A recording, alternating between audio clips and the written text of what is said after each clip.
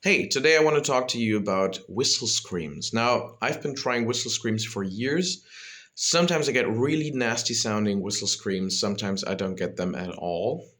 I thought it was just not consistent enough to give someone qualified advice about that topic, but I think today I'm ready to give you one little quick tip at least. But first, let's hear my whistle scream as it is right now, so you know whether you can trust me or not. Yow! Okay, so what pitch is that? Something between C sharp and C7. Okay, so that's decently high. We know it's going to be whistle register when it's in that range. We don't want to mistake whistle screams for high falsetto screams. So even if you can bring your falsetto up to maybe an octave lower or even higher, Queen of the Night kind of territory. Wow! In this kind of direction, I cannot go as high today, but even if you can, that's not going to be a whistle scream. That's a great high falsetto scream, but it works a bit differently. So that's not what we're talking about today. Um, Whistle screams have to be in whistle register. And as simple as this sounds, this is actually what can help you produce them if you're having trouble finding the right airflow and so on. But it could also hold you back. Here's why. It could help you if you have trouble producing any kind of whistle at all, and for that reason can also not get a whistle scream. A lot of people try to find whistle register by just going higher, and they might even get a little flip like this and assume, oh yeah, that must be whistle register because I started in falsetto and it yodeled. But no, actually, this is just a thinner variant of falsetto. You could call it flageolet, you could call it superhead voice, I don't care, but it's not the partial vibration mechanism that we need for whistle. In terms of laryngeal vibratory mechanisms, we are still in M2 instead of M3. Okay, so trying to bring falsetto higher and higher is great, but not for finding whistle register or whistle screams. What you have to do instead in order to find whistle is to find a way to bring a very slow airflow very high. Now, where do we have a slow airflow or low amount of air passing the vocal folds in a given time? Um, Irregular creaking would be one way to find whistle register. I always think about creaking as a highway with different gateways. So from this highway, you could go to M0, you could go to M1, M2, and M3. So for me, creaking is the easiest way to find whistle register on a day where it's not as easy for me to access it otherwise. Another way to find whistle register would be to do this kind of sound, kind of an oily drop, with your voice. You can start a bit lower, ooh, ooh, ooh, like this. So now I'm very quickly sliding from M1 to M2, but I'm not making woo, woo, it louder on the way upward. That's not what oil sounds like, right? Ooh, ooh, ooh, ooh. I'm trying for it to be very, very small, like this, right? It's getting more floaty on the way upward, right?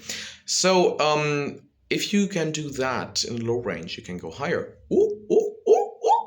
And then you might already accidentally access whistle register, the true mechanism 3, not ooh, this where you have to invest more power to go high, as you're probably used to from your normal singing experience, but actually, ooh, ooh, ooh, ooh, it feels quite light, and that's what it's supposed to feel like. Even if we're going to apply it to whistle scream, which might not feel as light anymore.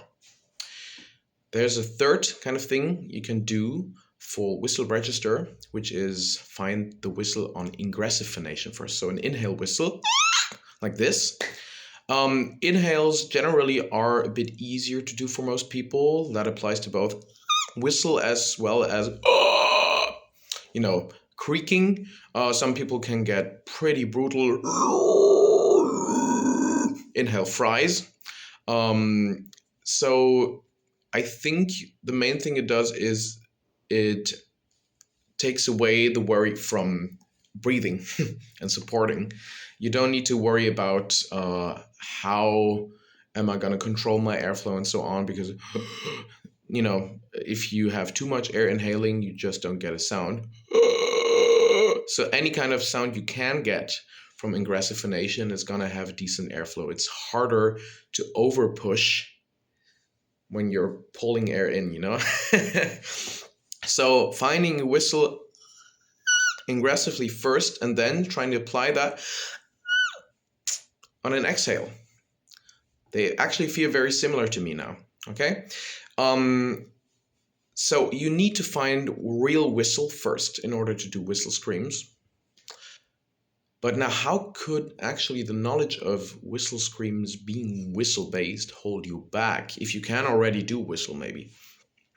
Which was the case for me. I could already do whistle. On some days I could go quite high with it.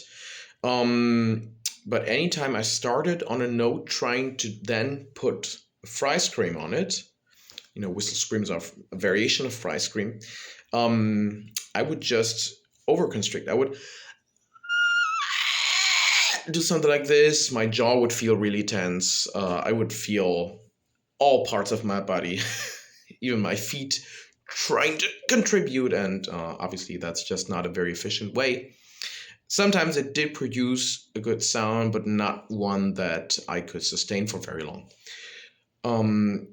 And I thought, well, maybe it's just, a matter of daily condition. Maybe I need to be extremely relaxed, or maybe actually it's the opposite. Maybe I can only do it when I'm slightly swollen from acid reflux or anything. But no, I think I know what the problem was now. I cannot find good whistle scream yet, at least, from starting on the same pitch. I need to start on the lower pitch, or start on any pitch and then not try to maintain that same pitch in the scream. I'm gonna demonstrate what I mean. Okay, so this is a medium high whistle pitch. What was that? C#6. And as you remember, I got almost an octave higher in my scream. So now, let's see.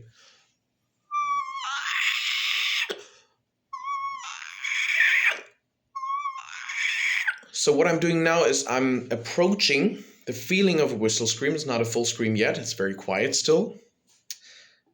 But I'm not trying to keep that pitch anymore. So I'm just slowly going closer to the sensation that I remember a good whistle scream feels like. And if I notice any kind of constriction that does not seem helpful, there's helpful constrictions and those that don't contribute and just waste your energy, I stop and try again.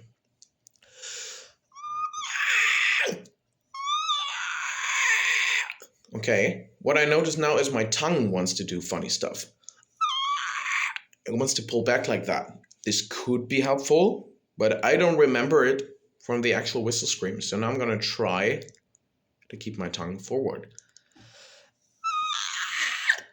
Aha, did you hear that little thing creeping in? That's what we want.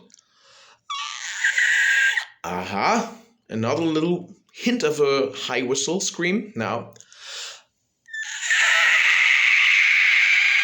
I trusted that sensation and I used more pressure, and voila, a little whistle scream. Not as good as the ones before, but I know now I'm working in the right direction.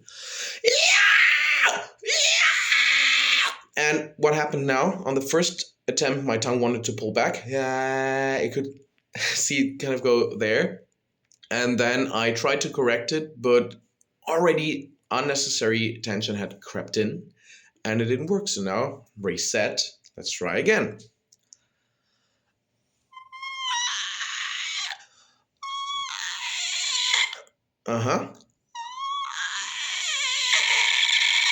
Okay.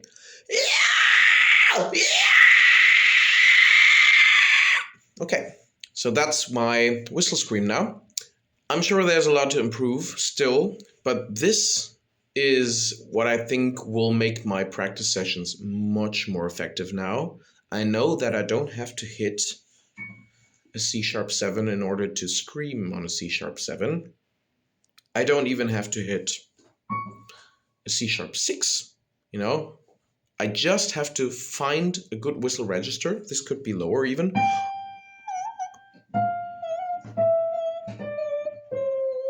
Whistle can go quite low, but it has to be a low airflow. And then I can go into a whistle scream at a much higher range.